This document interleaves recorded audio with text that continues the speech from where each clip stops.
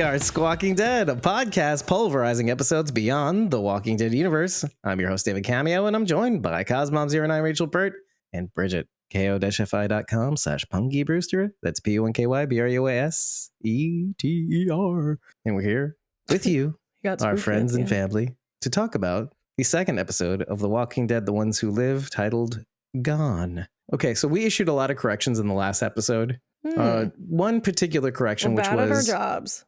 No, it's okay. You know what? We as a podcast have never claimed that we're like the authority on all things Walking Dead universe. We never make any promises that we're going to get everything 100% right. In fact, I'm sure there's tons of things that have slid past us that we even haven't made corrections on. Not for lack of trying, but just for the lack of not even knowing. But one of the corrections that we made was that I'm not going to blame any of you because this is my fault. I did this whole mesmerizing thing where I convinced you guys that Rick was reading Michonne's letter and Michonne was reading pushed it, and so I was like, okay. Because the implications are actually kind of fascinating. You go on that impression, then you develop a theory based on that impression, and you just keeps going. But no, Rick was not reading Michonne's letter. Michonne wasn't reading Rick's letter at the series finale of The Walking Dead. It just didn't happen. We got that out on the audio podcast, at least for the reaction and the full and both versions of the full episode podcast. Oh, there was one more mistake that I completely just excised from the full episode on my behalf. It's the tiniest mistake, but it's not there in the full episode at all. But I wanted to say it out loud. When Sharon D was saying that the CRP stands for Civic Republic of Philadelphia, which is the correct version. Oh, I had pushed Pennsylvania. The dumbest thing, but I included the images in the blog. I took it out of the episode because it didn't really matter anyway. And it saved us a whole bunch of time. That's good. Always. It's fine. Nobody died. But again, it's just a reminder that we're all prone to mistakes. We're not claiming that we're experts. We're just trying to have fun. And we're pretty smart people who do a pretty good job. Speak for yourself, Dave. I'm an expert. Oh, no, I've corrected you so many times. But like in editing, I'll like make you say not something instead of something. I'm so smart at editing just because you're wrong all the time. He just wants to be the best. That's why. I just want to make you right by editing you out. Actually. That's Dave for you. He's an actually. Yeah, I am. I'm an actually. Actually. Actually. Mad at me. I don't know. Maybe people are going to be mad at me, actually. I thought it was a great episode. I'm not saying it was a bad episode. I thought it was a great episode. Here we go. It is giving Tales of the Walking Dead very hard. Introduction of brief new characters that are promptly killed off. The logic doesn't make a ton of sense. These people never left before. Michonne had to come in and then magically she's able to convince them to leave with nothing but 2 minutes of dialogue, which is fine. I love Tales. Plus, and I mentioned this in the last episode and I stand by it wholeheartedly, and it was just made more obvious to me in this episode, but when they are doing the flashbacks between the old footage and now, that juxtaposition of actual film and HD is jarring. I think it helps. I think it looks so much better in actual film. So then to switch back to HD, it's like, this should have been done on film. It was a limited series. We're not in COVID times anymore. I disagree. In fact, in your example, He's going to correct my opinion. He's correcting my opinion. I'm going to correct your opinion. Not that it matters anyway. There's still your opinion. In that instance, I think it's a useful cinematic tool. So if you're doing a flashback anyway and it's filmy and grainy, well, then it kind of works. I thought you're like flashing back to a filmy version. Yes, I'm over here like that. I didn't even notice. You think that? I will say the music was killer this episode. Very like tonal shift. Just the style is different. It's more of that Western style to mimic the fact that they're traveling across America. I just thought it was really well done. Plus, while we're watching this, Travis is actually sitting in the room. Travis does not watch these shows, but he was like obviously listening while it's on because he goes, "This sounds like that movie song that's in like all zombie movies." There was a song that was played near the end that is very similar to the score from 28 Days Later. I see what you're saying. Which I really enjoyed. I thought that was great. So the music was phenomenal. The acting was good. It's just that there were some little clunky parts with these newer characters that felt a little unnatural. Not Walking Dead like? The scripting felt a little pretentious. Oh, you know what? This makes sense. It's more like stage.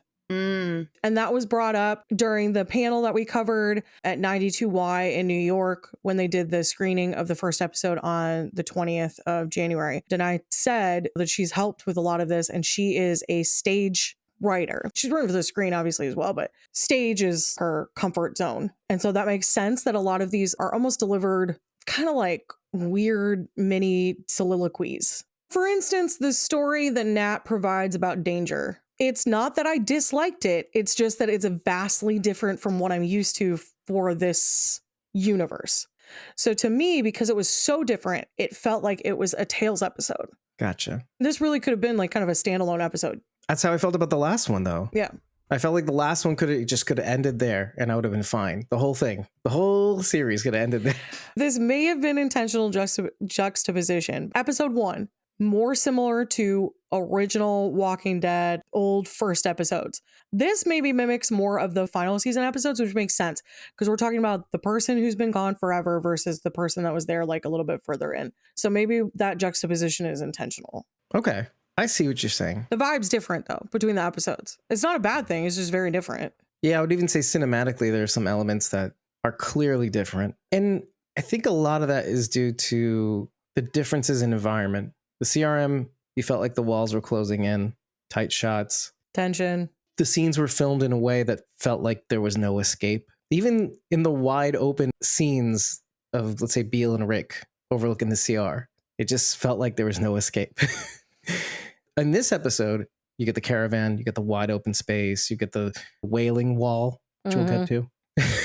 Caravan's open space freedom, technically, it's yours to take, right? It's yours to grasp if you wanted to, but I'm too afraid. It's like the freedom of choice. And yet people still, because there's too much choice, they still decide to stay. They don't venture out. But it's the same reason. If people don't leave the CR because, well, what is there? A dead world? No, thanks. People don't leave the caravan because what? There's too many choices. I have to think for myself. What's the point? Anyway, so the filming style lends to that atmosphere as well. I also really enjoyed the episode. We got kind of what we expected, right? It was going to be Michonne's point of view, how she found Rick. I was super excited to see Brita Wool again. Very upset when the Walking Dead series ended and we never got to see that character again. So to see her again on screen was just absolutely amazing. Did I think she was going to last a while? No. I didn't think she would.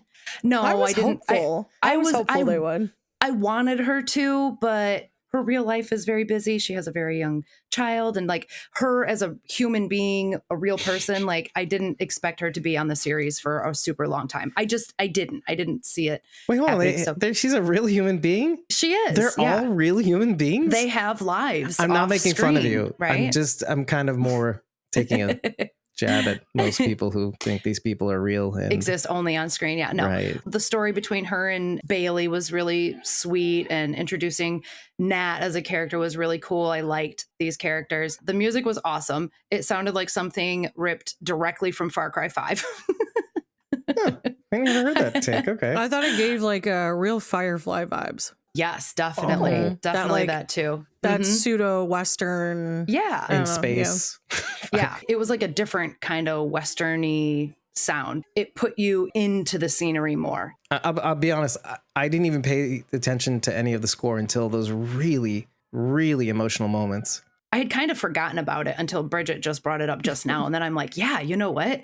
I remember thinking as I was listening to it, how much I enjoyed the music choice. It was good enough that I was like, ooh, the music, which I don't always pay attention to unless it's a song with lyrics, because then I don't know. I don't pay attention to score as much because I'm not into that style of music as much. So I don't pay attention to it as closely, but this caught my attention.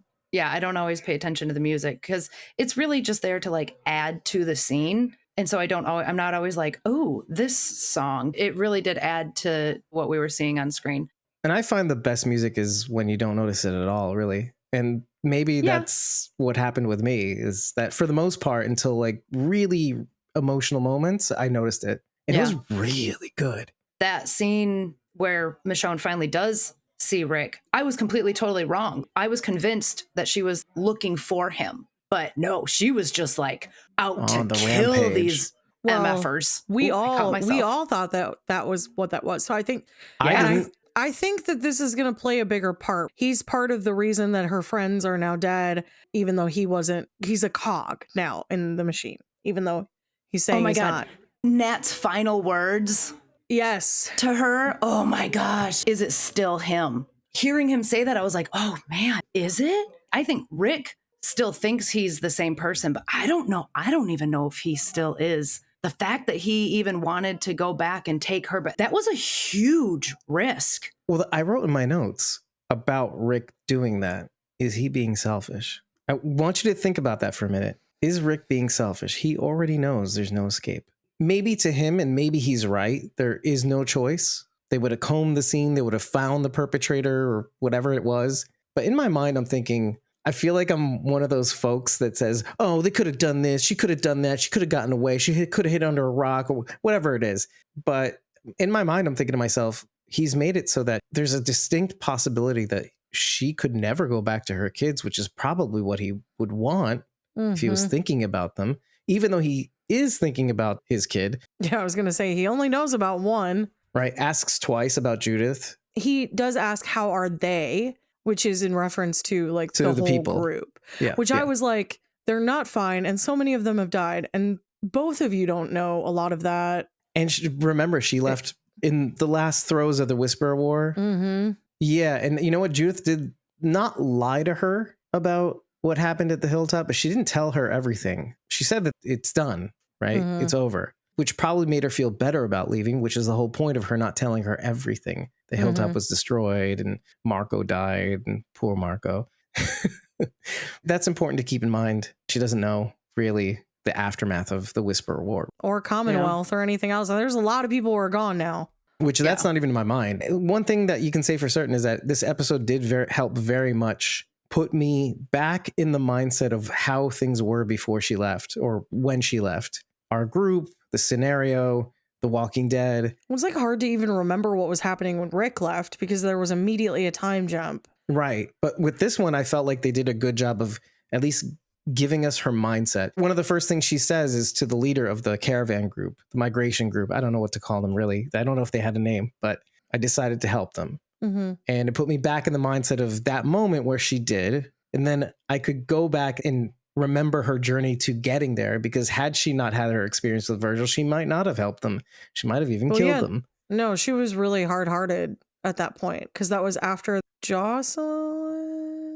Oh, yeah. Well, that was even before that. So Scars happened way before. That was when she was still pregnant. Yeah. And had 9 months after Rick left. That was like when that first started, that cut to I'm not helping people outside of this group. We're not letting anybody outside of Alexandria, not even Hilltop, not even the kingdom as it was failing, which illustrates the point. Something about the dialogue, something about the way she treats these newfound characters, Bailey and Aiden, allowed me to kind of go back into that mindset of where we left her, where her mindset was. I could easily go back and think about those episodes. And like you said, it made me think of, oh, what was she like before?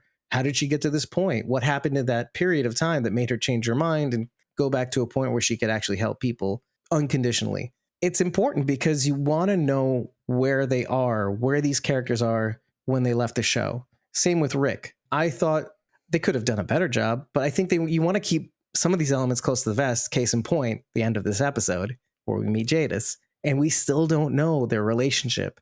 I didn't write this on my notes, but you know when you have these thoughts on your first watch, you're like, I was like thinking to myself, should I put this question in the notes? Did they have a special relationship, Jadis and Rick, after all these years? No. Some sort of other special relationship? I tongue-in-cheek asked that question only because, I don't know, man has needs. Actually, not her. No, they Not did this not. man. Not her, never her. No. Although, I have to be serious for a moment. I wasn't being serious, just for the record. I'm not being serious. I didn't even have this thought really, but you know when you have like thoughts and you're like, oh, maybe I should ask this question because it'll bother people, because that's who I am.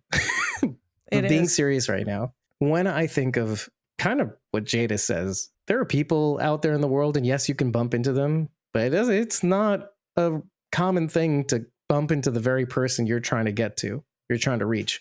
And yet it happens a lot on these shows.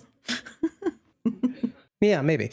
But to think about that one for a little bit. But when you're having a dream and you're trying to get back to somebody in your dream, you never get back to them. Not me. I always have these dreams where I'm trying to get to some place or someone. And the thing in your dream that tells you to dream extemporaneously. Those are anxiety dreams. Well, riddle me, anxiety ridden. I have them very frequently, Dave, where I'm like late for work and someone's driving me and they won't take me to work. So I'm just becoming more and more late. And you're trying to get to work Yeah, and in spite of your... trying to get to the one place or to the one person, and like people are constantly like getting in your way or preventing you or taking you somewhere else, even though they say that they're going to take you there. Those are anxiety dreams. Yeah, sure. Your mind keeps throwing these different scenarios, these different extemporaneous thoughts, and your conscious brain that is trying to get to the thing that you think you're trying to get to. I mean, right? Dreams are weird like that. It throws in all these roadblocks and you're trapped in a place and it takes you somewhere else.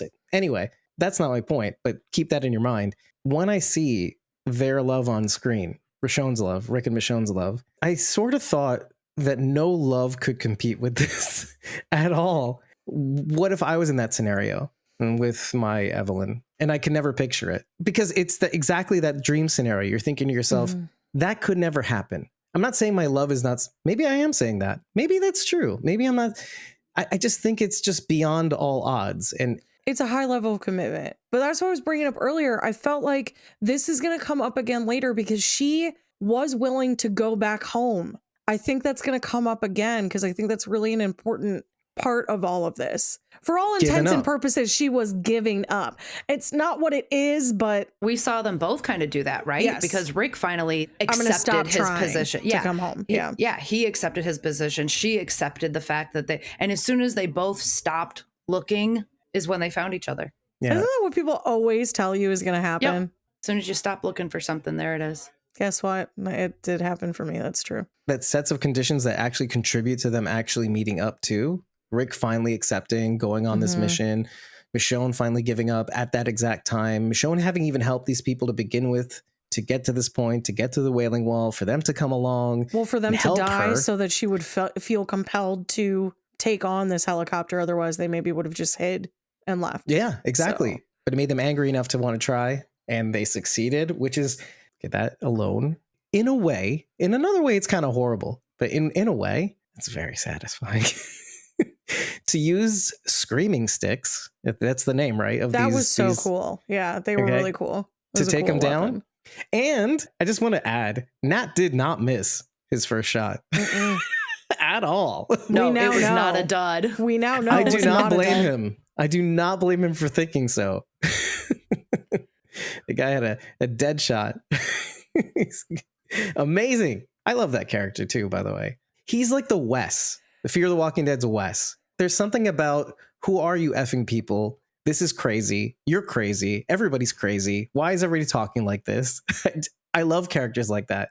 Same reason I like Esteban. He's the viewer's thoughts, right? It's the viewer's thoughts of like, dude, just like, you've kids, go home, be responsible. Stop acting like an idiot. Everything's against you. Like, just accept it and move on. He's you. That's why it's easy to connect with him. It's easy to feel like, oh, I like this guy, or oh, this guy's pretty cool. It took me like a couple minutes. Like, I was like, I don't know how I feel about this character. When he does his little soliloquy that I was just talking about Danger. Yeah, there's something endearing about it. I don't know. Something about knowing that he was broken before the world fell apart. Oh, and we're like that's Daryl? So easily connectable for us. It's so easy when we see that people were broken before the world fell apart, because it's easy to connect to go, yeah, dude, the world sucks. And if it ended right now, maybe I could be who I'm supposed to be, but I can't be right now because of work and I don't have enough time. And I'm just doing all of this stuff to keep up with the Joneses or whatever, the rat race. For me, what easily connected me to him being this way, calling everybody out, being the smartest guy in the room too, no question. But Dave, when pointed, what? You pretentious prick. This is why I connected with him. He's the smartest man in the room. I didn't get to the point yet. How was that not the point? I could have just left it there. You could have. No. You could have. We both thought that's where you were going. I did. Keep getting femsplained and bullied all the time.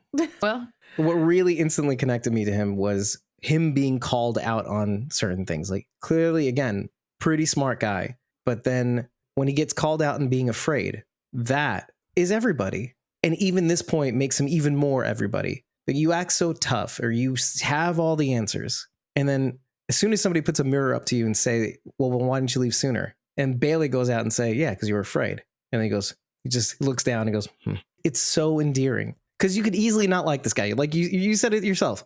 Seems pretty full of himself. He's a little sure of himself. He's yelling at everybody. He's pretty mean in some instances. Yeah, I mean, like everybody.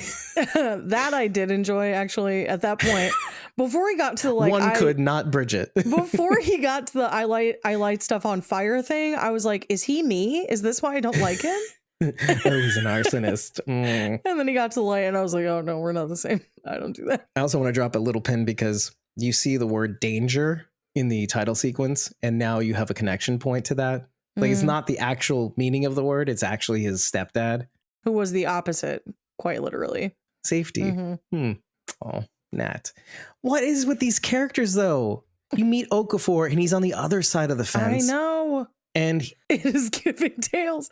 Introduce a character for you to love, for them to die. His memory sort of lives on, though, because I'm having misgivings about him now because of what the red striped echelon programs soldiers are doing. Now, you get this impression that this is maybe a decent guy. And then in this episode, you get the other side of what that means. What he's trying to do, maybe, is what we're talking about.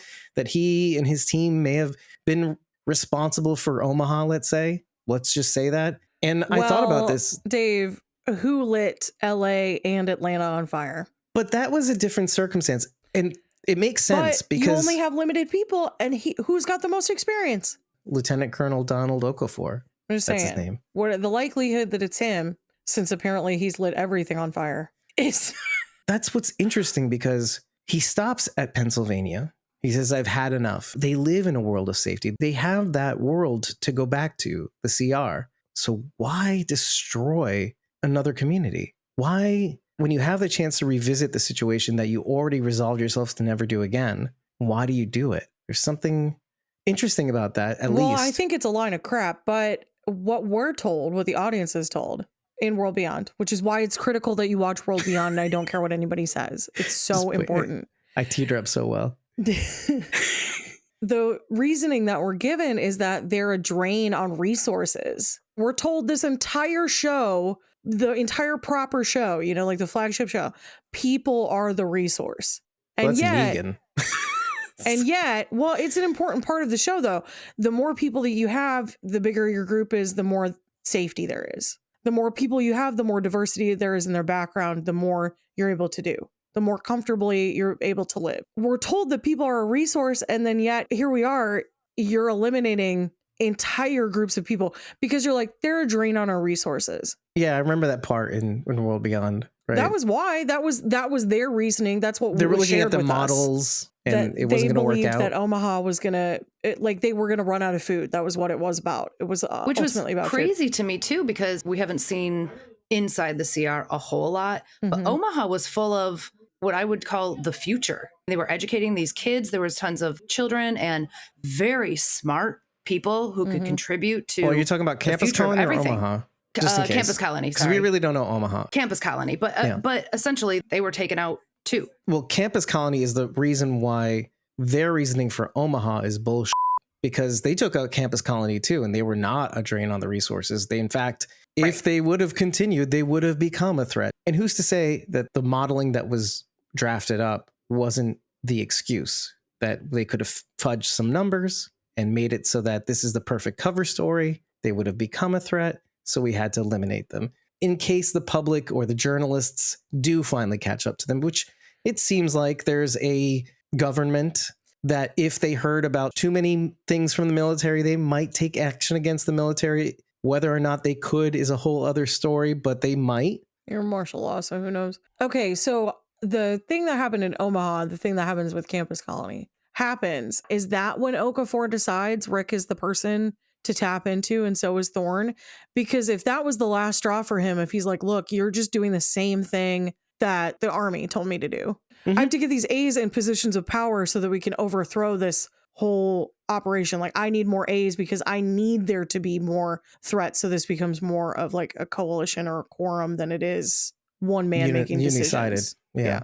I see what you're saying. the key thing that is important to realize is that he says no more Omahas. He doesn't want what had happened to Omaha to ever happen again. I'm sure that because he's in the CRM, he has to follow orders, which makes it a little confusing for some people when Rick tells Michonne that it was the guys in the red stripes. There was something like, I'm telling you the truth, but I'm not telling you the whole truth. Was it just the people in the red stripes? And maybe it was. Maybe they are in the upper echelons of the CRM, let's say. They get to be involved in some of those more nefarious decisions to bomb Omaha under false pretenses or whatever, to test Project Votus, etc. Oh, we can kill two birds with one stone. We can eliminate a threat, a drain on our resources, and test this cool new chemical that hopefully makes the walkers not reanimate. Though we know it doesn't help them prevent them from reanimating. We tested that last batch on Barca. If anything, it makes it faster. Well, no, he lasted a whole 8 minutes instead of 7.2 seconds. Those dead came up so quick out of that chlorine gas. Well, that was chlorine gas. Is a whole other chemical, by the way. But it was kind of green. Definitely chlorine gas. You could tell from the smell too, by the way. Nat says that it's chlorine. He does. He had dreams about it. He says it as it comes down too. I don't know if you noticed in for a second watch or something. That's their perspective. That's all they know. I'm saying it could have been cut with this other gas that they were trying to experiment on. Well, they also had two canisters on the helicopters too. They had the green ones and the blue ones. You know what? And you got a glimpse of it, and I think it was the blue canister that dropped, not the green one. So the payload for that one must have been the chlorine gas. Okay. You can see a frame where one of the canisters drops right at, just as somebody speeds by. You watch it drop in the street.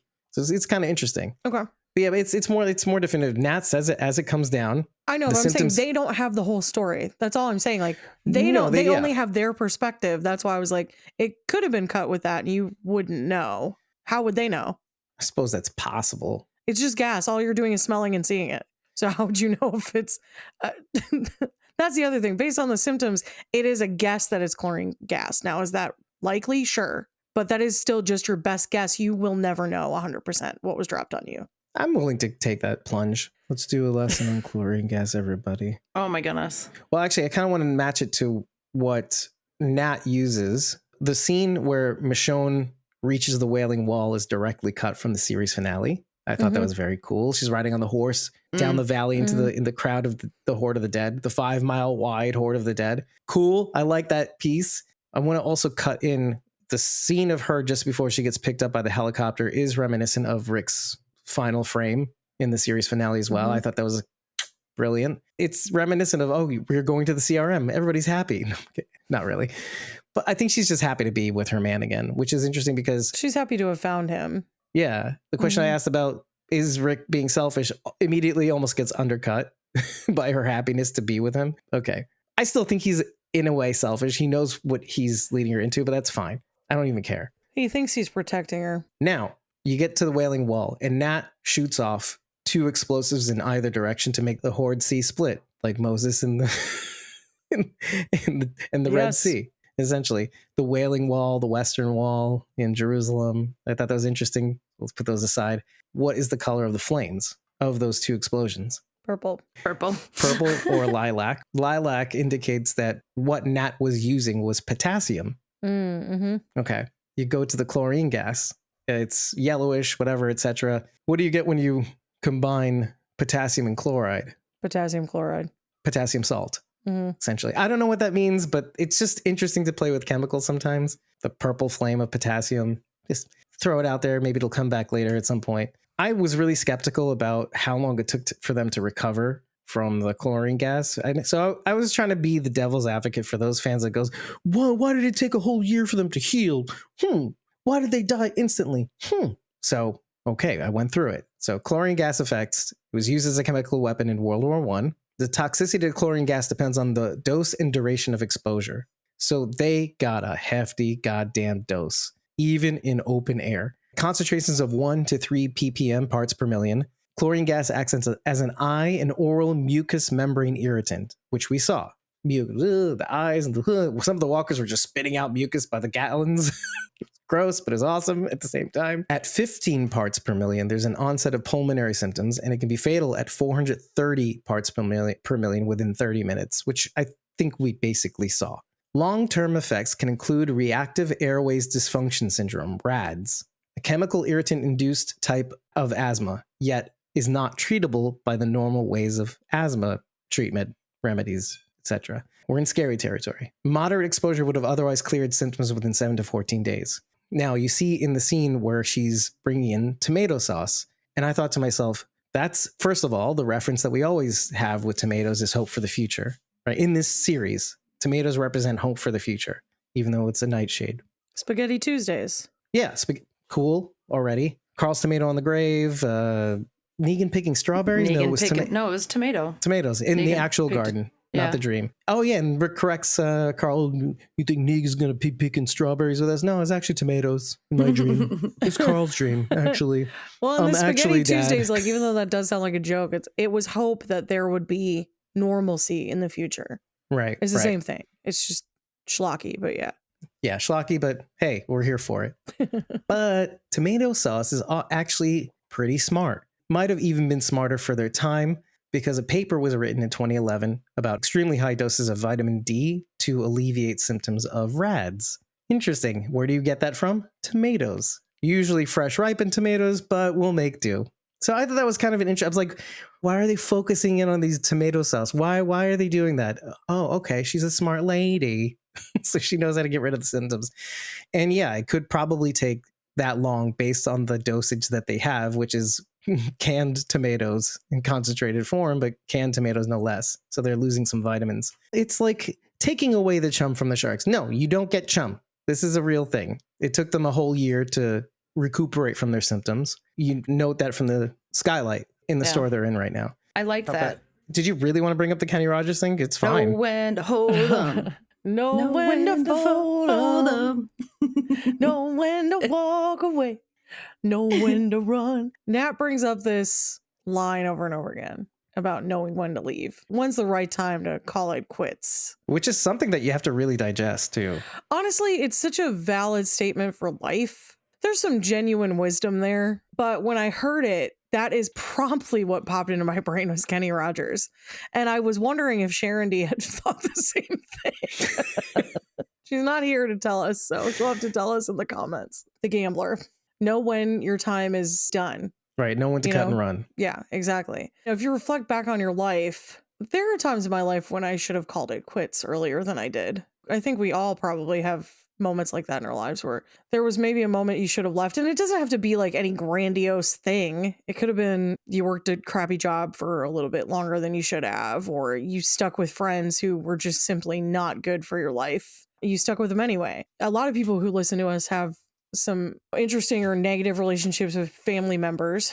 What makes you like intrinsically broken when the people around you fail you? And I think that brokenness leads us to maybe be a little more drawn to this type of genre than others. Point taken. It's wise advice. It's like this sage wisdom that comes, and it only comes with time. Hindsight is 20/20. Some people can try to tell you, and that's exactly what's happening, is Nat is trying to tell her, know when to call it quits, know when to give up on this, know when to leave. And that doesn't always affect you, though. I had my mom tell me friends that I hung out with were bad or whatever, and I didn't see it. Or I was with a bag for 8 years who was horrible to me, and probably I know I beep it never out. swear, Yeah. but he deserves it. Yeah. I never time. swear on this. Correction, I never swear on air. He was a B word. It's a Yeah. little B word. Anyway. So, and I'm sure Bezor. friends told me he was like bad news early on, but there wasn't any telling me at that point. And I lived to regret those decisions to stay on, But you did. but I did. End of Well, at I the end of can't the go back story. and change it, right? That's the thing. right. There's no point in sitting and sulking about something that I cannot change anything about now, which actually has been a large topic of conversation over the weekend in my household, weirdly enough. I thought two things when I was thinking about, because we had a little bathroom break. You didn't notice because we cut it. But it reminds me of the many years that Daryl was looking for Rick or Rick's body, Mm-hmm. and how Michonne actually knows about that. That is an experience that she is acquainted with. And I kind of wish the show would have brought that up as a reflecting point of knowing when to stop, even though her searching for him was pretty modest by comparison. But it is something that she could draw upon in this moment with Nat, let's say, as something that she can say, well, yeah, that guy was out there for way too long and was away from us for way too long. She doesn't know how long that went on for either. Oh, no, she's well aware. But it's an interesting juxtaposition, knowing when to quit. That guy did not know when to quit. He probably waited a little too long. He still would have been out there if it weren't for Carol, let's be honest. I am Leah. Anyway. I mean, partially because the whole reason why if he hadn't been given the responsibility of Michonne leaving either, once that war was over, he probably would have just booked it back. Right. Yeah. But that's exactly the reason. Yeah. But because he has this responsibility now, then he's inclined to stay. His experience with Leah was pivotal because he kept looking, even though he had this thing in his hand, this fish relationship, right? The fish bangs, right? This fish. He caught this fish and he let it go because he was too obsessed with the thing. Look at this. I was going to sing Nickelback's Photograph, but look at this. Look at this smelly fish. Why smelly? It was a very important relationship. Fish stink. I needed enough syllables, Dave. How the hell we wind up like this? Why were we able? I mean, it is technically their song, except the girl in the video dies in that song. And it's really sad. It's a sad Nickelback song. Anyway, she leaves in anger because of this too. The whole place is tossed. F this Daryl Dixon guy. Breaks things along the way. Anyway. She did. In addition to that experience, I had a hard time with what Nat says throughout the episode, knowing when to leave. But I get it, just like Esteban got Rick, because I think what Nat is communicating to Michonne rather than the thing is that he's softening her up to be able to accept the possibility of going back. It's okay to quit. I'm not telling you to quit because you can still hope. You can still believe a little longer. It's not quitting either. Like, you do have kids. It's okay. Exactly. Yeah. We keep saying giving up because it's the easiest way to describe what you're talking about. Yeah. It's not giving up on the belief that he's still out there, but knowing when to leave is mutually exclusive from that belief. And just like you were saying, your mom tells you these guys are bad. These friends are no good for you. That boyfriend is a piece of F and S. And all those swear words, but the piece of F and S. Dave doesn't even know swear words. I don't know swear words anymore. I don't know how to swear anymore. David! He didn't get the swear word patch update. No, I downgraded to the child who was afraid of swearing. But my point is that you're illustrating the point by way of all of us. We have it in our minds to go after something. We just might get it. But at the same time, sometimes we really don't get it. We really don't. We're determined and stubborn. I've been in a relationship like that. I was determined that this was it. This was the person. Everybody and their mother would tell me that this girl ain't good for you at all. She's turning you into a horrible person. It's not that it's her that's doing it. It's you deciding that she's enough for you to be someone that I don't recognize. And so you still do the thing. And Nat is just saying, you can still believe and still go home to your kids. That's okay. Nobody's going to fault you for that. You got to this point. And then when she gets to the point where she sees the burned bodies and most of them don't have shoes, and she's really at a crossroads with herself because there's no more clues. I could go through all these dead bodies all I want. Maybe I'll find a remnant of Rick. Maybe I won't. But she's realized she's right in front of me the whole time. I'm not going to find any more evidence. It's it. And Nat comes in with one last reminder. Just to clean himself up, he says, you can still believe and still go home. Mm-hmm. You can still have it in your heart to believe that he's out there and it's out of your hands. It's Schrodinger's cat. You don't have to know if he's dead or alive. He can be both to you. Yeah. Right. And she shouldn't feel like it's giving up. It's not giving up. It's just saying, I've tried hard enough. I've put in the time.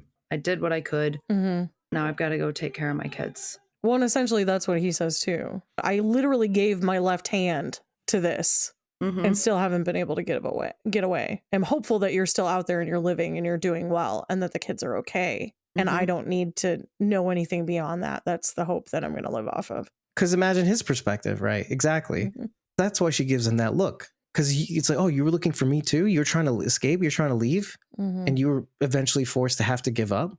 That should be terrifying for her in that moment. You've tried this hard and can't get away, but you still think there's a way for it. I was terrified for her the whole time. I'm like, no, this is a terrible idea. Don't take her back there. Exactly. And like I said before, it's a huge risk. And he even says when he pulls her into that little whatever warehouse room and he's like, they believed you. And she's like, oh, how do you behind the bleachers? Yeah. And she's like, oh, how do you how do you know that? And he's like, well, because you're here. And my first thought was like, you put her into this situation where you knew if they didn't believe her, she was dead. She'd be dead. Yep. Mm-hmm. It's gambled. very easy to coast past that fact too. I was going to bring it up during this conversation no matter How what. did she not immediately go, what?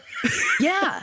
Okay. They could have killed her right there on the spot. And Rick knew that. He put her into that position knowing if they didn't believe what she said, they would have killed her. Well, plus, I don't know what his agreement with Jadis is. I assume that the agreement is she doesn't tell anyone what she knows about him, that he's really an A. He must feed her information or something. Must be happening there behind the scenes. Or it might be an erstwhile relationship. You knew that she was around and that she was upper echelon.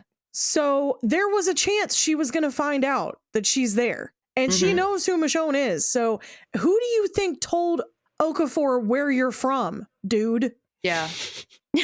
Possibly, sure. Are you dense? We all know she'll do whatever she can to scrape by. She's a weasel. Pollyanna's acting performance in that scene was so good.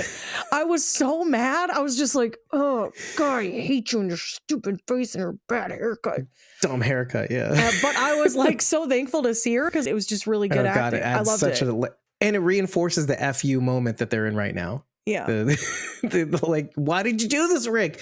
This kind of highlights what we said about him last week, the blinders that he can have. Just want to throw that out Classic there. Rick. But I will That's say, my Dave, answer, really. You saying that he's selfish, it's there.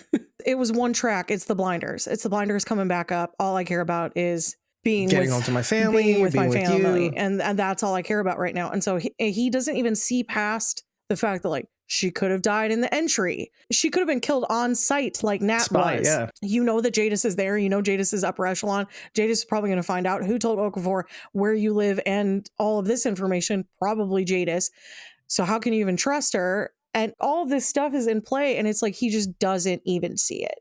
But on the other hand, from the mouths of hot babes, Jadis says it best out of context, in a sense. You can bump into any living person out there. That happens. Sure. Why not? For some people, it doesn't. Whatever. And they meet their end. Maybe they don't. Maybe they're all alone, like Dana. Oh, I was out there so long. I don't even recognize my own voice. But Jadis, Ann Stokes, whatever, warrant officer Stokes, says it best. But you two running into each other, that's a miracle. And maybe that's what's going through both their minds. We see the dumb danger they put themselves in. But for them, it's almost like an act of faith. There must be something to this, that we were able to find each other. We somehow knew that quitting was they quit. They gave up on something. And then all of a sudden that something found them. All of us have these dumb ideas all the time. You know, you find the one you love when you least expect it. And it's true for me, but it's not true for everyone. It's true for me too. It does happen. Yes, are they dumb? But they're cliches for a reason, Dave. Just looking at Rachel's face. You'll find love once you stop looking for it. When you know, you know. Like, these are all things that I was like, that is such a lie that people sell you so that you won't be miserable because this life sucks and everything is hopeless and who cares anyway? You might as well just be dead. But turns out... Oh, I'm sorry. Did I not mention I'm here with all of you? I have depression. Life is great. So, no, I'm just saying, like, my life prior to being married, that was like how I felt about all of that. Travis and I talked about getting married like 2 weeks after knowing each other. You know? That's insane. That is it. Like, I hear it and I'm like, that's crazy. That's stupid. Yeah. I'm only saying that because I have a similar experience. I did know. I knew that he was the one that I was going to spend the rest of my life with. And it wasn't like, I know that we're going to get married. I know that everything's going to go the way that I needed to. It's just like, I know that if I married this guy, I wouldn't be miserable. When we get into this concept of like, love is being happy all the time, or love is being in love all the time, I'm sorry, but like, that's where you lose it. People don't make it work anymore because they're holding on to that hope of that high of it's always going to be like that all the time. That's why relationships don't work out. That's not what love is. That's being in love. That's maybe a little bit of lust. Your brain chemicals are just going crazy and you're like, ooh, I have butterflies on my tummy and I love that feeling. My stummy stones. But my stummy stones.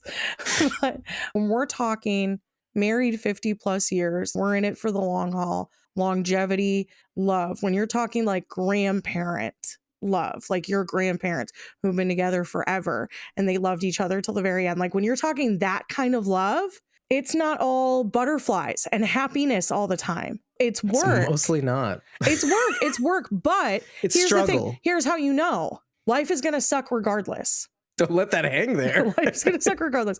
But if I know that I can make it through how sucky life is with this person, it's going to be us against the world instead of just me against them against the world. Two of us together. That's what you're looking for. That's love. That's what this is. Yeah. It's not easy. Yeah, love is about partnership. Where's this? And What having is somebody. this? Yeah, you're just a soppy, dumb mess. What is this? That's This is love. a perfect. It's working. It's a perfect thing. It's Yeah. working through it. I think it's going to be a point of contention. I think it's going to come up because you have to work through those things. But I love that they both gave up because I think it really shows you can still love someone and know that it's not perfect. Yeah. Oh, that's an interesting thing to think about. Well, it's a direct comment to what I said earlier is that, oh God, my love can't compare to theirs, but that's the answer to that question. Then maybe we will see the cracks in that it's not perfect. Or maybe they, after all these years, they've in some senses have moved past each other in some respects and they can find their way back. And that's life. That's what like long-term marriage is. You will be at different places at different times in your life. Like Travis is at a place now in his life where like he wants to be predominantly at home and he's like okay with being like here and not really doing like stuff out in the world all that often because this is what's comfortable for him. I'm at a point in my life where I'm like going to do more now. And it's not that I'm like partying or anything because we're past those days. Thank the Lord. About twice a year, you get that out of me. Party Bridget comes out. She's crazy. If you've met her, you're one of She's few. all right. You're one It's of pretty few, cool. but she's got a foul mouth and she says some really weird stuff. And she tells a lot of stories, like a lot of stories. Anyway, I digress. But I'm at a point now where I'm doing this. Like I'm talking on the internet about how I feel and like sharing glimpses into my life with, Crying on camera. with a ton of Ooh. strangers that I'll maybe never meet in person. But we hope we do. I do hope. I do hope. Some of you. Some of you I've met in person. It's been pretty cool. Some of it's been pretty surreal, actually. Some of you aren't. Just gonna say that loud. And then Just kidding. you know, You're and all then fine. I'm like traveling to New York City and like doing all this other stuff to further this idea of like what we're doing. This part of my life. That's not what he's a part of right now. And it's not that I'm like deuces, dude. This is what I'm into now. And if you're not into it, then we can't make this work. I could do that, I suppose. I'm sure people have, but we make it work. He's supportive and I'm supportive of anything that he would want to do. That's normal. I think that the writers of the show, especially with Denai having such a heavy influence in this and really trying to push that this is about the love story. It's not just about Rick. It's not just about Michonne. It's about the love story. Yeah, it's not the Rick show. Yeah. I think she's smart enough to know the reality of love. Right. And it's two individuals on a track that make it work. Yes. And that's the struggle. Almost to answer the question further, the finding each other is the easy part. The staying with each other is going to be the harder part. Yes. Yes. And that's not a bad thing. That's forming bonds through struggle. We used to say this at first, Evelyn and I, that we never fight. It's been like years and we don't really fight. Our worst argument was about politics at one point, but even then it was nothing. And then you get into the real ones. But first of all, there's a whole lot of truth being told, a lot of openness, if you're lucky, right? Couples, you know what I'm talking about. And when you get to the other side of that conversation could be a fight, be a conversation. I don't know which one's scarier, really. You're stronger. You have that behind you as a sort of stummy stone. Not stummy stones. But as a calcified object that's lodged into the history of who you two are that you can refer back to and read. There's like writing on that stummy stone, on that etching. Okay, so Dave, in your situation, let's say you're getting into an argument with Evelyn and she tells you like this is something that you're doing that's bothering me. And you're like, okay. So you like it's the easiest one, right? You end everybody. You end the argument, but you both walk away knowing, one, she knows, okay, so he heard me. say that that was bothering me. And Dave, you walk away knowing that does bother her. I'm going to try to do that less, right? Like, because I've been on this too, where like, You could try to be conscious Travis of has it. said something to me about like something that I was doing that was really irking him. I don't know if it's like an intrinsic part of my personality or what. I'm not sure. I was like, okay, I'm going to try to be more cognizant of what you're saying, because if I can show you that I was listening, that's showing love. I'm not perfect, so I'm not going to be able to like flip a switch and just change it and just be that person. Oh my God. Can you imagine? That would be a miracle. That'd be great. But if I could just flip with my robot switch and get a patch and an upgrade. But knowing that you're trying is part of it. That's the part that counts, is seeing the attempt. So, well, there's a process. Getting a patch and making it easy. How did I know that he listened to me? What if it comes up again? Anyway, I get your point, though. Again, bonds are formed through struggle. And for some people, like me, sometimes it takes a while. The hearing part counts for something. The doing part takes a while. Reminding them, this is the thing that I do. You know how I mansplain on the show? No, tell us more. I was waiting for you to, yeah.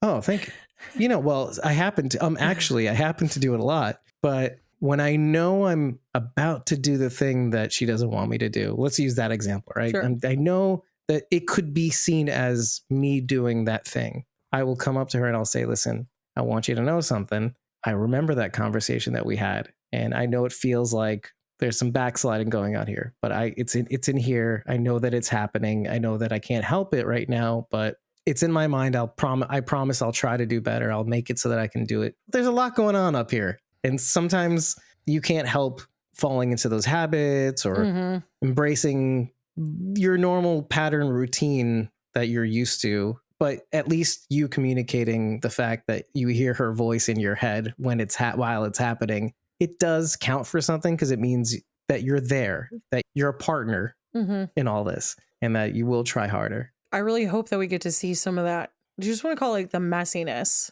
right? Yeah, the there's got to be some. There's got to be, because make it there's got to be a conflict. So I want to see some of that realistic messiness of like, hey, we've been apart for like a long time. You have to relearn how to be together.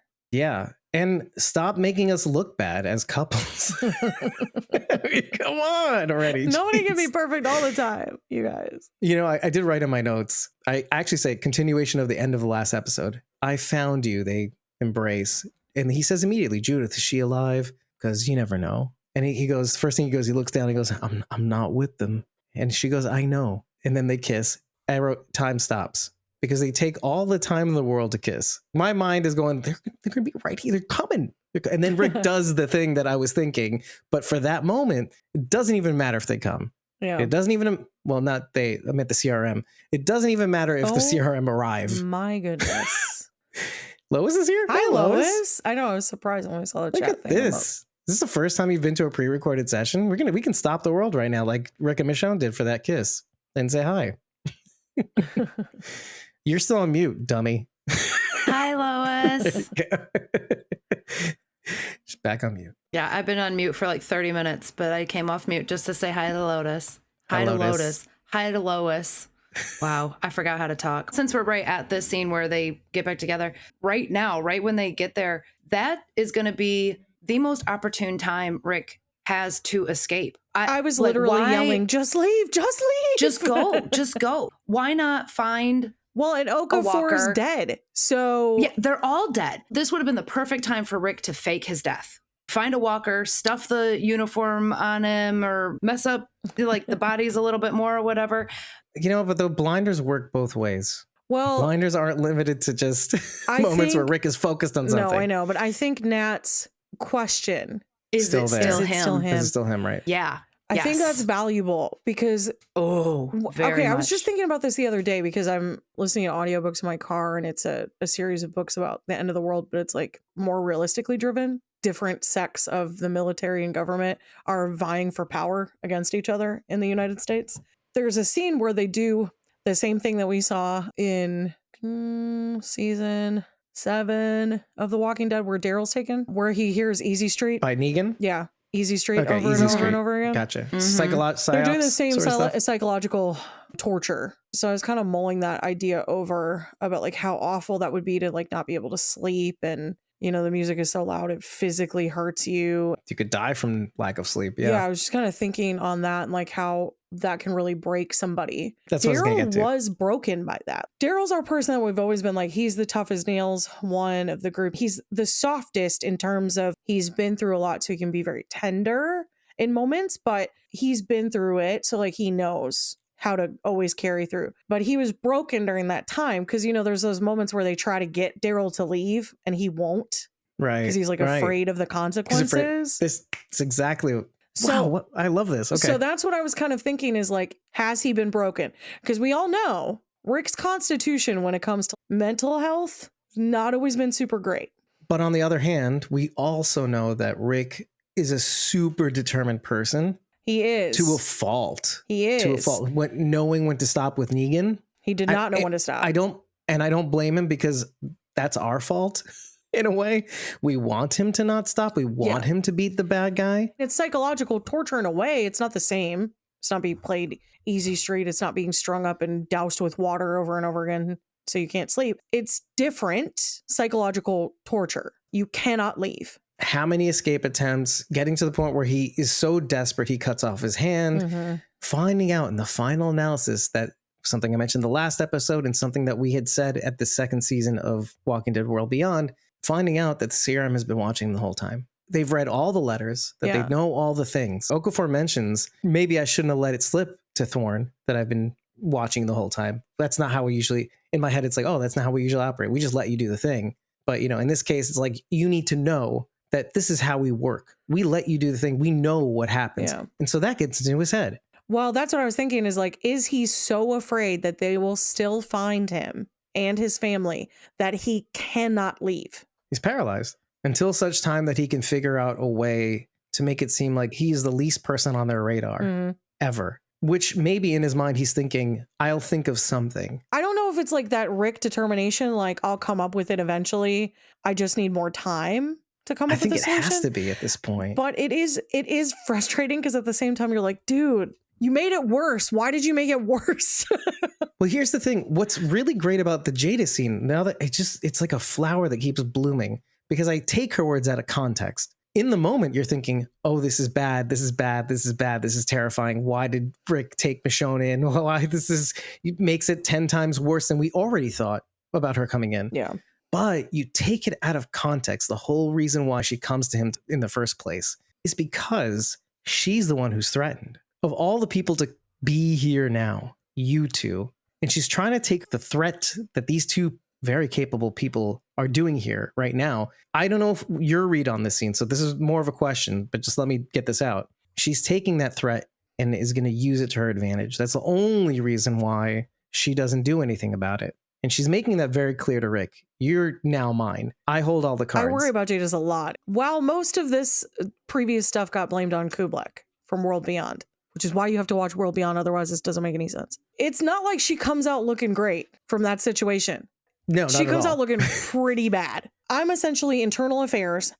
I go into the research, facility in New whatever York, it's called. Right. I'm doing research to find out what's going on because we took Huck back in, and is she really her or has she changed over time? Similar situation to Michonne and Rick right now. Okay. Oh, has Rick changed? Okay. So I'm going to check up on this. And while I'm there, the entire thing falls apart. Kublek falls out of power, and all of these people get away with our secrets. And she's there the whole time, by the way, too.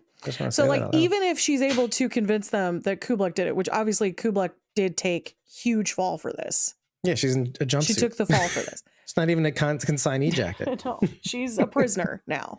Even though all of that happened, you cannot tell me that Jadis is in good standing. And that she doesn't have heat on her. And you know what? They're probably watching most of the higher ups, let's say. And so there's a question here. She's using this as an opportunity to gain favor, or the question really is Jadis a part of the Echelon program? Lieutenant Colonel Donald Okafor's plan to reform the CRM. I don't know that she's part of that because she's essentially what she is. She's IA, right? Like that's what we're assuming the whatever her title is. So warrant officer, I actually finally looked it up. Okay. I don't know why I didn't look it up sooner because of our experience of World Beyond. I guess I just assumed it was made up. A warrant officer provides leadership development, guidance and assistance and supervision. So she's not like a army cop. Mm-hmm.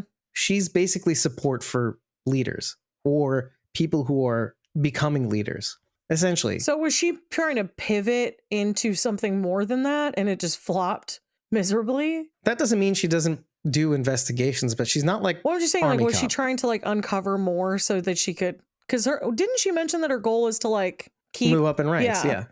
And who knows what her rank is right now as of this episode. I mean, I can't Two. imagine it would have gone up, but maybe. The thought had occurred in my mind that maybe because of her bringing in Kublai Because or it's whatever been like it 2 is, years. since World Beyond, it's Beyond. probably been one. I want to say I one. thought we were 2. Could be wrong. Remember, because didn't they change how long it Oh, said? I don't. Let's not go there because that's a sticky, iffy situation, right? Why did you have to take it out? We all knew it was 1 year. Why? We all saw it. Anyway, I want to go back to the point. Taking her comment out of context, Rick and Michonne are powerful. She knows it. CRM doesn't know it. CRM isn't supposed to know it. And I think they're a threat. The question's still out there for the audience to answer to.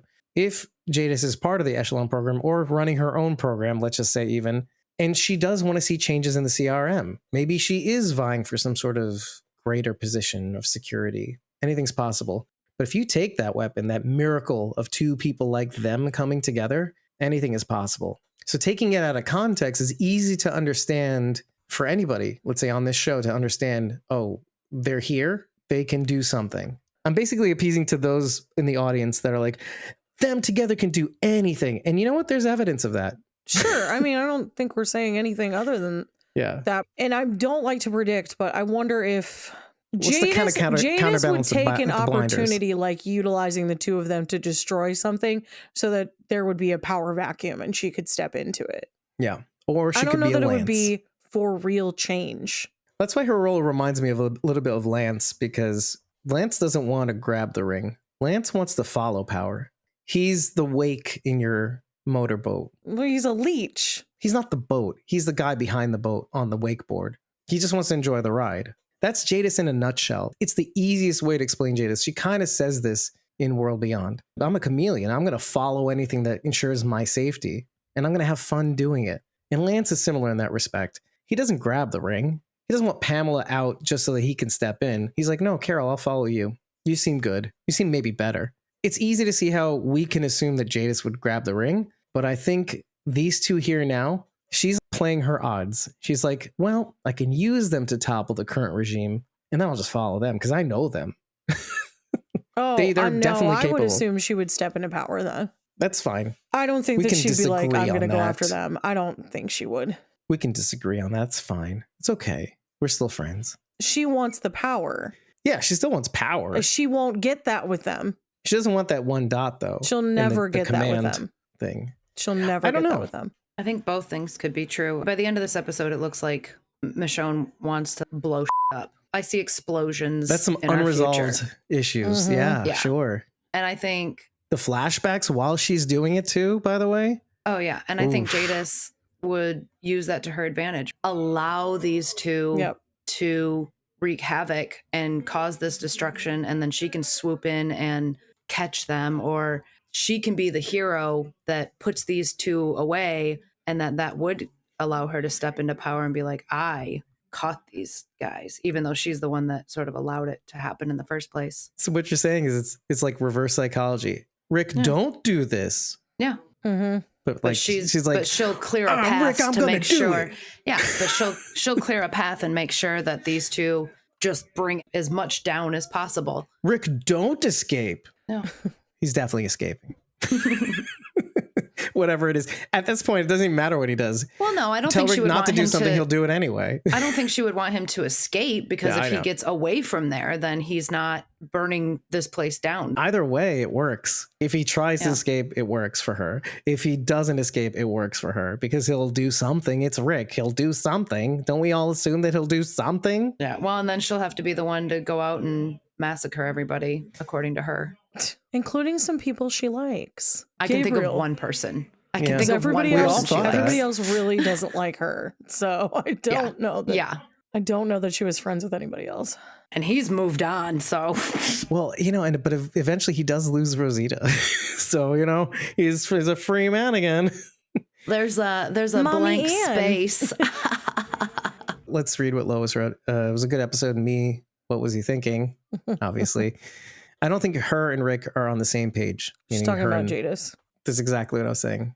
Don't escape, Rick. Okay, do a lot of havoc-y things so I can grab the ring, maybe. Oh, do you remember when I was saying about the red light in the last episode? Or red eyes? Yeah. Anything that's an eye that is red.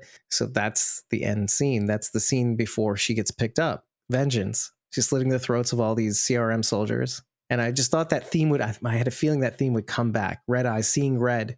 It was brutal too. She's Yeah. like, look at me.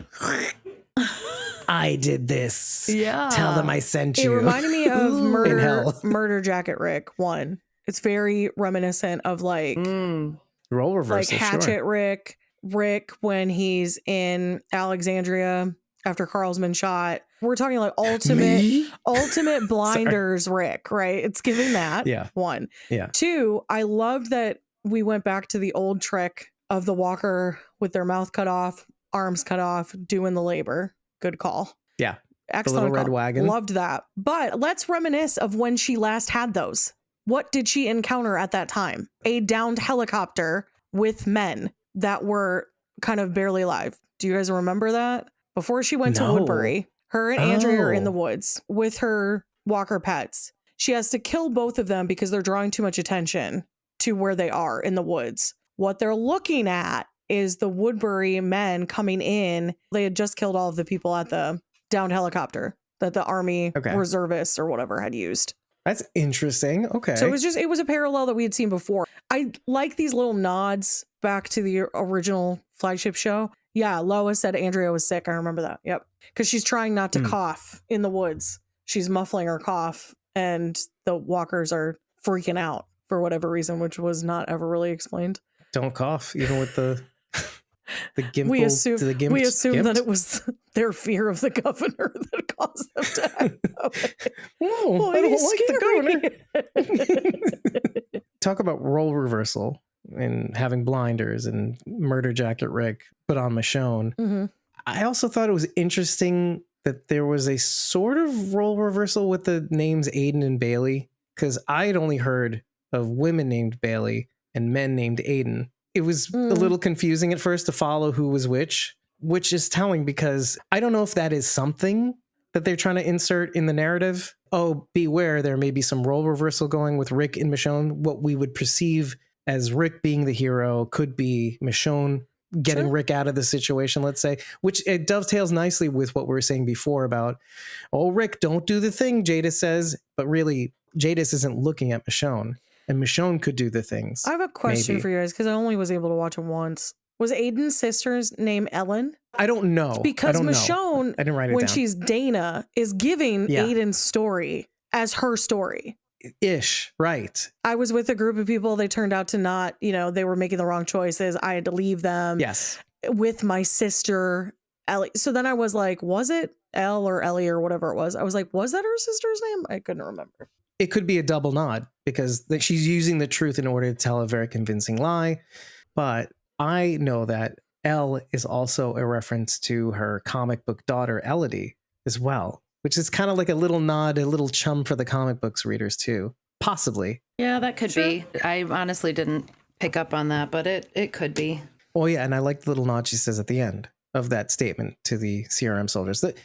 There's a lot of also mirroring going on, too. The first thing you see is her being interviewed at the migration colony. Then you see a similar scene, similar coloring, similar, it's pushed in on her face. It's right at the beginning. Also, right, like when Rick entered Alexandria, The interview with the interviews that they had to sit through. Deanna in the camcorder. They were being That's recorded. interesting. And it's very And ask similar. questions. And a lot of them were kind of like looking off during those interviews because it was uncomfortable. Carol Yeah. especially. When Rick told Michonne, don't tell him who you are, get rid of anything that has anything to do. I'm like, my first thought was Carol at Alexandria. I'm like, oh, Michonne's going to have to pull a Carol. She does And Carol's almost. Her cookies. demeanor is very certain way. different. She is a lot more like, oh no, it's just been a long time since I've seen myself, which is Her like not a voice, very, even the pitch of her voice yeah, it was is like, so different. she's softened. Mhm. It's like Carol with the, Mhm. oh, I don't know. I'm just I'm just Mhm. so happy to be I'm here.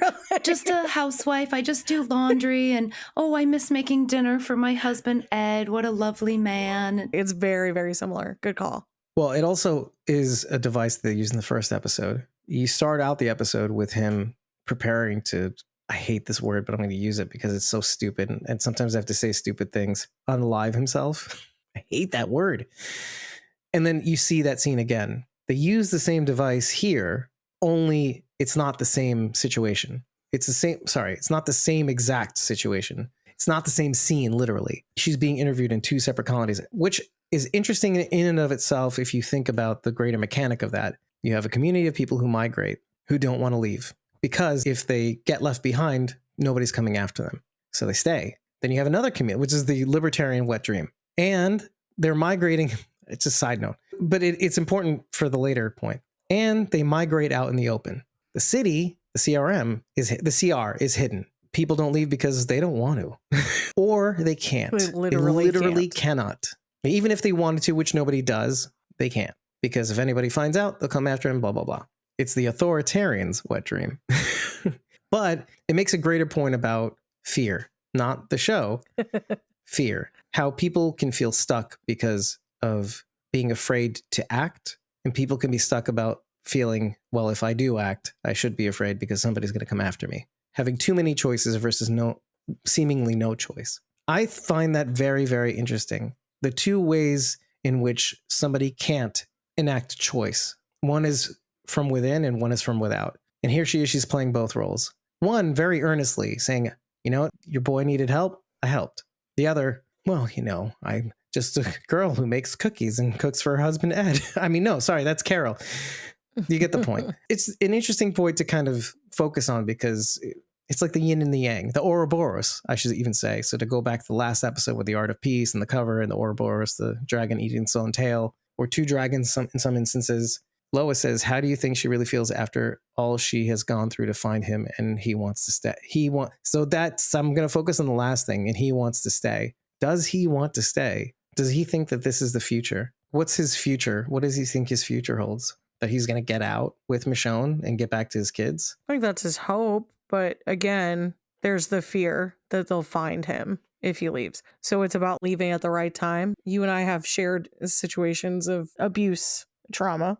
Think back to that. Even when I wanted to leave, it was never the right time. There's always an excuse or something holding you back. There was some deep fear that had been manipulated in me, because that's what abusers do. They manipulate you into believing everything that they say, which is unfortunate because they're always super huge liars. So there was always a better time to leave, or if I could just get through this point, or if I could just save up enough money, then I could like run away and he would never be able to find me or whatever. There was always a reason I couldn't leave. That made it difficult. Yeah. And so it's kind of the same, right? Like, or impossible in your mind. Yeah. So it's very similar. Which goes back to the first community, the migration community. Oh, there's all these reasons why, even though you could and nobody would come after you, why wouldn't you? Yeah. And then Nat says the thing about, and then years are gone. Knowing when suddenly to leave. Years are gone. So yeah, suddenly years go by. I feel that. Yeah. But tomorrow never comes. It's true. It slips. You think, I'll do it tomorrow. Time slips from me really quickly. Especially for procrastinators over here, this guy. I don't know anything about that. Get over to youtube.com/@punkybrewster. There's nothing. There's no new content. Enjoy. I'm shocked. I really am. I was like, when is the new Punky Brewster video coming out? Dude, I've had zero time. Very sad. I know. I have an interview still that needs to be edited and posted. That's kind of what I was referring to because I'd been reminded of that recently. Yeah, I have to talk to him to tell him it's coming. I promise. Oh, there is one thing we need to really talk about. No. Okay. That opening scene with the gas man, the zombie, the walker that has all okay. We need to talk about that because either I'm missing a reference. There's something to that because first of all, it reminded me of a conversation of Die Hard and how John McClane from that movie writes ho ho Mary. Oh, is he ho ho ho or something like that? I have all your guns or something like that on the dead guy's shirt or something. So that's that. But I thought, is this like a greater zombie lore reference? He has a cap and like a pilot's or train car driver's cap. I couldn't place anything. And you would think that I would know. Because I literally hosted a show about it. So I did try to cross-reference the phraseology a bit. I cross-referenced Gas Man and Let Me Help You. That's literally what it says, right? So I took those two phrases together. The closest I got was a reference in The Pagans by Arlo Bates. What that story is about is it follows a group of artists known as the Pagans and their experiences. The title, inspired by a quote from Shakespeare's play All's Well That Ends Well, that's interesting, highlights the complex and intertwined nature of life. Also interesting. The story delves into the concept of Philistinism, which is the attitude or quality of not caring about understanding or liking good art, music, or literature, versus the importance of honesty, integrity, and authenticity in art, although it touches upon the topic briefly. I thought some of those things in that brief description, which I'll put the link to the summary in our blog, but I liked what they said about, first of all, all's well that ends well, and the complex and intertwined nature of life, and how people touch your lives, they come into your lives, and then things can get complicated. And yet somehow it all works out for some reason, and it shouldn't, but it does, which is a good reflection of the story, hopefully. Hopefully we get some sort of resolution, even though there may be a season 2. So who knows what that's going to look like. That's the closest I got on the Gas Man, Let Me Help You. The only gas thing that I can think of, there's 2 references in Night of the Living Dead, but it's not. There's the gas station. It's not specific. Right? There's the gas station thing that comes up. One, it's shown in the opening scene of the 2004 Dawn of the Dead done by Zack Snyder. That Dawn of the Dead has this rolling shot in the opening where it pans over a gas station and you see like an accident happen where like a truck drives right into the gas station.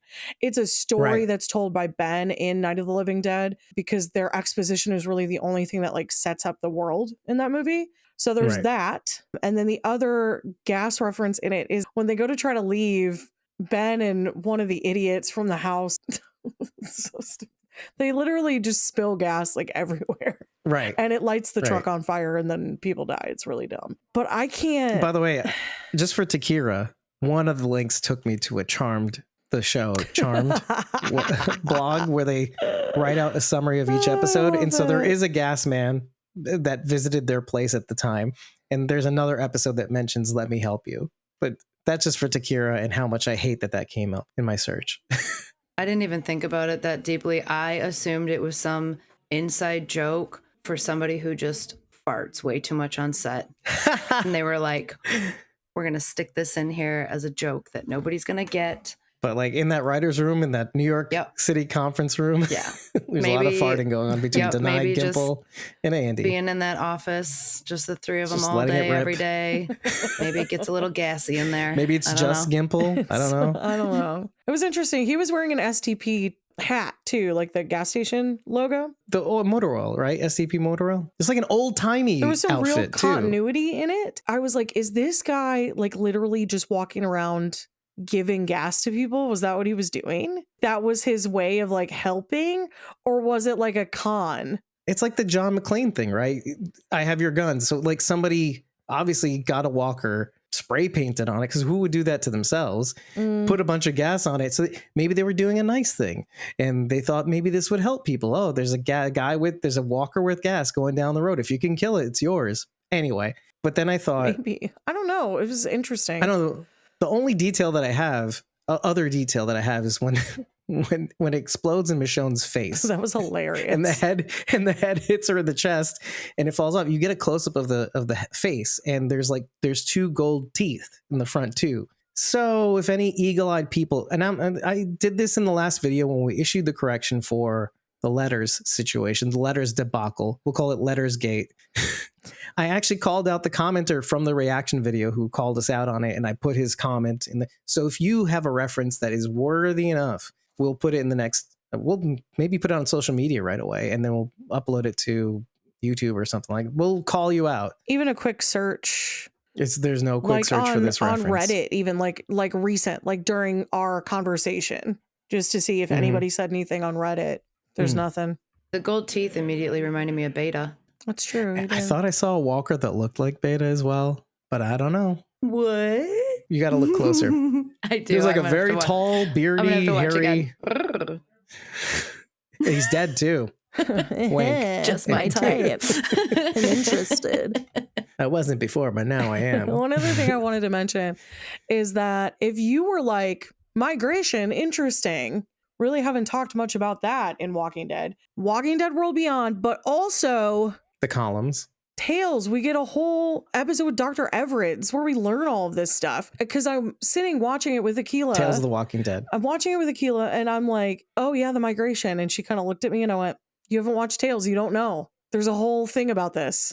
Right. So, and to expand on what you're saying, they mentioned to Michonne, probably not best to go to Bridgers up north because they're further south in southern New Jersey or whatever, because of the migration. It's in the way, if you wait a little longer, there's migratory patterns of the walkers. And right. They're not They're sure like why, and birds. they can't explain it. And that's the millet reference. They're like migrating birds. Anyway, that's stupid. I thought it was interesting. And here's the thing. Everyone's like on this tear about something Gimple said at one of these panels or something about how there's going to be like a connected universe.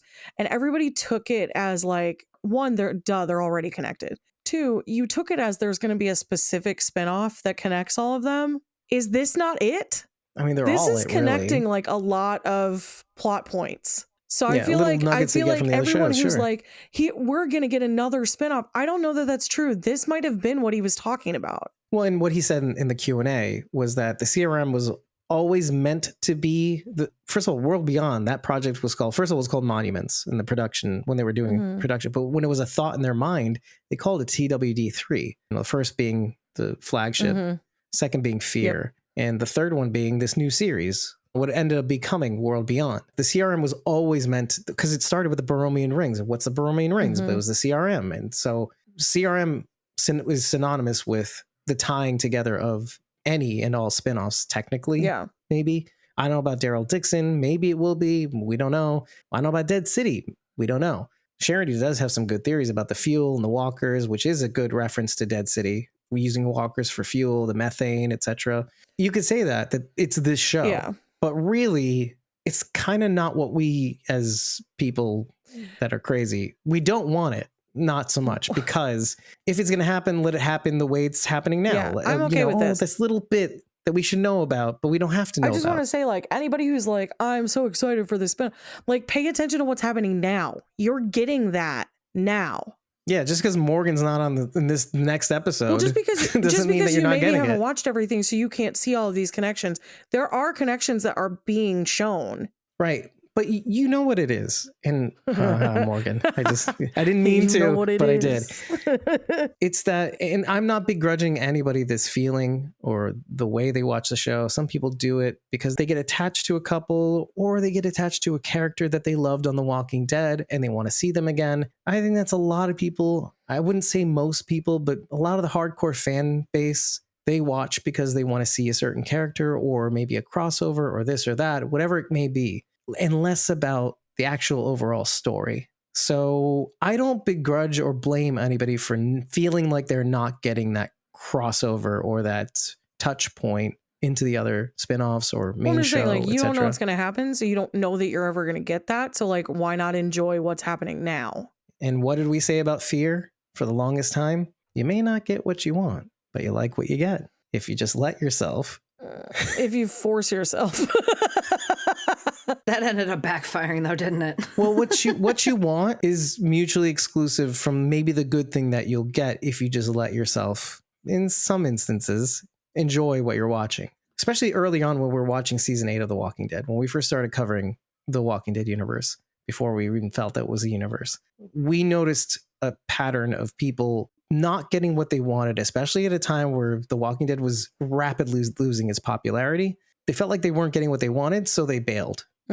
Or they said they bailed and all they did was stick around to bash it some more. And so we wanted to be that voice that says, okay, fine, you didn't get what you want. What show do you actually like where they give you what you want and not try to surprise you or give you a twist here and there? If it's predictable, you're not going to like it. Exactly. The exact opposite is also true. You don't want to be able to predict everything, because then why watch? It's like a slot machine. When you win that slot and it comes out of nowhere, are you going to be happy when you keep winning that? I mean, yes, you are going to be happy when you keep winning, but it doesn't feel as good. I mean, this has been like evidenced throughout narrative history, and it's actually been evidenced in scientific experiments. People do adhere to game theory. People do hang in there. And maybe just like Michonne, sometimes that one little thing that gets you to believe a little longer makes you keep going even that much further when you feel like everything is lost. And maybe that same thing applies to Michonne. You may not get what you want, but you like what you get, like Nat, which I think is sweet. You may not get what you want, but you like what you get.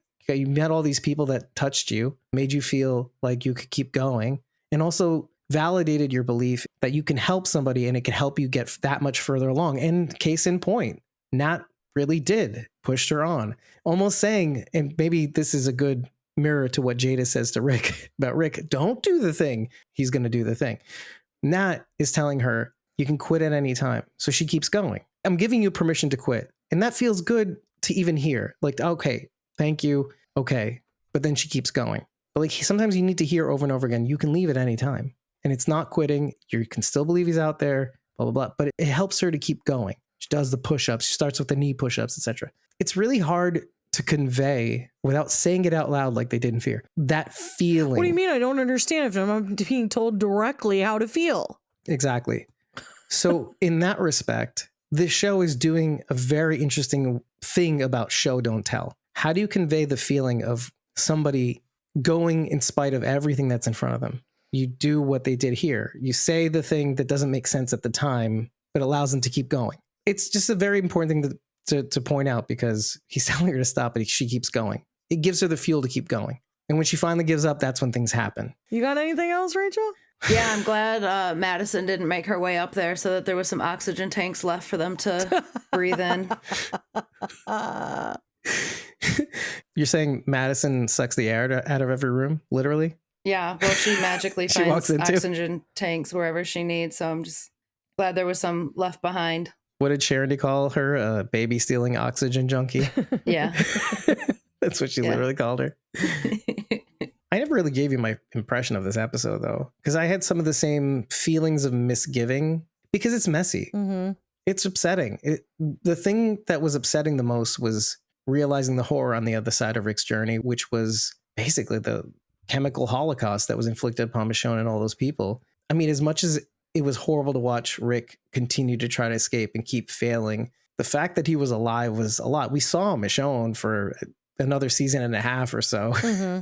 After he left the show. Yeah, almost exactly. So we got some validation, good feelings. And like, even if he was suffering, we were just like, okay, Rick, you can do it, whatever. But with Michonne, we had that experience. We had been with her a little longer and seeing her side of the scenario out in the open and seeing what the CRM is actually doing to people out in the world, which includes her. And maybe the scary thought, if that helicopter ever flies by Alexandria and sees all those people on the ground, that they'd have to bomb them. Yep. It's a terrifying thought. In that, you work your way into the episode and you realize an episode isn't always about giving you exactly what you wanted to see. Like it didn't last episode. Oh, they met up and we get to see Rick again. He's still alive. He's working within the system. He's learning. He's adapting. He's finding his way through.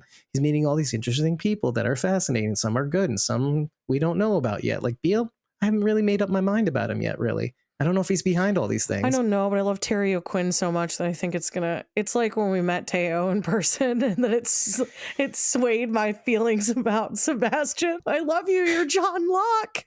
I love you so much. Even though don't tell me what I can or can't do. Even though before that he played like that horrible stepdad guy who's like a murderer in those movies. What was the name of that movie series? I did want to mention that I thought it was really funny. You know, we're watching the episode and we see Michonne in her get up, her full armor. I look over to Keelan and I'm like, that hat is so stupid. Because the helmet is very like weird. Sort of and surprisingly, Travis chimed in and he goes, that's what makes it realistic. And I was like, what are you talking about? And he's like, because you wouldn't care if it looked good or not as long as it protected you. And I was like, touche. All right, yeah, I know. I was like, okay, I'll just shut up. I'll just sit over here. Cows chewing your shallow cud. I don't know, man. I was fishing it's for called something. The Stepfather. It's a series of movies. It's The Stepfather, The Stepfather 2. I think It sounds like The Hitcher, and with dude, The Hitcher is so good. But it's like the similar idea. Oh, The Hitcher, The Stepdad. Oh, The Hitcher. Those are the most terrifying movies. They're so good. Stepfather it's great. It's horrifying, but it's great if you're in for like a lifetime-y kind of horror movie. It's not Lifetime. It's not Lifetime. It's a horror movie, but it very much gives that vibe. But it's psychological over graphic, right? Is that what you're saying? A little bit of both. It's a little bit. Well, it's triggering. It sounds like. Have you ever watched them, Rachel? Have you ever watched the stepfather movies? Oh, they're good. Oh, there is one thing about Nat and where his name might have come from. So you may or may not know the singer Nat King Cole. He sings a song called My Little Red Wagon. And Nat is Nat King Cole. And he does actually literally wheel around a little red wagon. Well, it's a bigger one, but still, you get the point. I just thought that was a little interesting. Maybe. I'm like, why is this random? He says my little red wagon or my red wagon or something like that. I'm like, it's like the Kafka's gun thing, right? Like, why would you mention it if it wasn't something that was kind of tangentially referentially important? Yeah. And so you look into it. I will say one thing is that the little red wagon, according to General Colin Powell, he says the little red wagon in American culture, it stands for America's great promise. You can fill it with a child's hopes and dreams or weigh it down with their burdens. And I just thought that was very interesting as it pertains to Nat, because you can be burdened by the bullying and a dad that didn't want to really stick around for a kid that he didn't really want. Or you can fill, like Danger did, fill it up with a child's hopes and dreams. You can give him a purpose. It's not just that, Dave. It's the perspective that Danger had of Nat. That he was awesome. He could have seen all of the good that he could do, how his brain was so good in terms of like working out things and being able to build and like this very logical part of his brain. Or he could have focused on the fact that he was like a small arsonist. Like a small psychopath, right? It was like, but he did, and he still called what he was doing cool. That was really cool. Now, here's some cooler things you could do to live in the world. I will also note on the subject of Nat, right after the chlorine gas attack, they go inside, they're barely hanging on. They tie Aiden to the bed. See, the name reversals. They tie Aiden, a pregnant Aiden, to the bed, which, again, a reflection for Rick and Michonne. This could have been them. It's not. Thank goodness. Maybe. She says to Bailey, don't sleep next to her. And guess what? He did, because the pillow next to her is all bloody. He's shuffling off to get Nat. What Nat does is he's behind the display case of a perfume case. So he uses the perfume to light the fire on the display case. Which is it's like, oh, that's what he did. You know, how did he get all the accelerant, right? Oh no, it's the cologne, it's the alcohol and the perfume. It's very clever. Some little details that you kind of miss on first watch or second watch. Well, and I did love that it was in a mall, because that is iconic zombie the best setting. And what better? And actually, he said how there's a reference point. He says you could sleep in an actual bed. All the beds. You have all the beds. Plus, it does mimic season 1 of The Walking Dead, because they're in a department store as well. Department store, season 2. It's a pharmacy. Oh yeah, and they did mention the food that they had gotten was like one of the boxes in the little red wagon of all the food that Michonne brings up is from like a food court. Now I'll probably include a screenshot in the blog, but it says what the food court's name is, and they're in New Jersey, etc., home of the mall, the diner. What else is New Jersey home to? Yeah, the mall, the diner, and the strip mall. They're also in a mall on Fear too. 210 words per minute. 210 words per minute. Yeah. They finally made it there Candy too. Beansies. Yeah, Candy Beansies, or we thought she had dementia, or was pregnant. I maybe. Was like, is she okay? Does she have some sort of radiation poisoning in only her brain? I know, like, and then we talked about what that would look like. How do you when you get killed by a tumor in the brain? Like, what does that look like? I don't know. I've heard several other people call them candy beans. Other places too. It's not just a Grace thing. I've heard that on other shows. That's weird. It's their jelly beans, right? So that's fine. So what do you think about the walker named the Wailing, also related to migrations? I like hearing different. I love the different names. Terms. I know for walkers. Don't call them walkers. I call them that. That's not your word. Did she call? Did we hear her say anything about them? I didn't hear her say a specific word. I don't, because I was interested to see like what word she was going to use. What she would say. Yeah. If she would go back to like biters or something, or would have been too on the nose if she said the Wailing, because then it's a little less subtle narratively. I know. So I was curious as to where she was going to go with that. But I wanted her to say it though too, because like to honor the people who she was with. I don't know, but would have made the story more credible too if they had heard of that group before. It's funny too, because when Rick is going at her, and I think this is just a testament to where Rick's at, and to kind of explain the blinders and the hopelessness he has. They revisit it again when they're behind the bleachers in the garage. There is no hope of escaping. Can we try? Not really, basically. But it's that he's so desperate, and I'm desperate watching, trying to think of other names to call walkers, and my mind goes blank. No, I'm serious. Oh. I'm like thinking, what the past? No, I wasn't thinking of anything, which I like how Rick in that moment, as the helicopter blades are whirring down on that whole scene as it's constructed made me suddenly paralyzed. Like, oh, what? I don't remember what to call walkers anymore. Walkers, biters, geeks. But you're there in a comfortable behind the TV. But even me watching the TV going, I don't remember anymore. And it's like when somebody tells you not to look at a mole and go mole, right? Like, but now all you can think of doing is saying mole, mole, mole, Moly, blue, moly. blue hair. I wish we could have heard her call them zombies. That would have been awesome. Everyone would have been like, what? Oh, and the little reference to the Daisho. And Shoto. Shoto. Right, she's Daisho. Yeah, that was cute. At first, Another I was like, element. I was like, why is she calling her that? I don't remember that. And then I looked it up and I was like, oh yeah, that's right. Which brings Short us back sword. to that exact episode. Yeah. Again, another element, another mechanic that brings us back to where she left us too. So with that, everybody, if you like what you heard, head over to ratethispodcast.com/Squawking Dead. 5 stars and an eggplant is all we need to know that you love us. But tell us what you liked. Tell us what you didn't like. But remember to tell us after every episode. And if you really like what you've heard and you want to join in on the fun, head over to either ko-fi.com/squawkingdead or patreon.com/squawkingdead and just follow us. You'll get our recording sessions for free. You'll be able to join those recording sessions for free. We don't post our recording session info on social media, and it's for the really elite people, the folks that really love us. Like Lois. And that's how I know, like Lois, who joined us today. That's the only way that you're going to know when we go on, when we share our thoughts. And if you really, really like us, you can tip us for 30 days of supported back content like the unedited episode recordings. And you'll also be able to join our Discord when you tip us as well. And if you really, really, really love us, you can join a membership tier for as little as $1 a month and get access to a bunch of Ko-fi shop items. And if you join the Whispers tier, you can join us in the streams as we play Jackbox games with your face and your mic in person. And if you really love us, there is a Whispers tier whereby you can join us on screen and share your thoughts of the world with us. And we can tell you how dumb you are in person. But you get a free t-shirt and it says, I'm dumb and I was on Squawking Dead. Wouldn't that be horrible if that was it? When you join the Survivors here, we all get shirts that say, I'm here with stupid, that point to you. And then your shirt just says, I'm stupid. I'm stupid. Like to belabor the point. I'm stupid and we are Squawking Dead.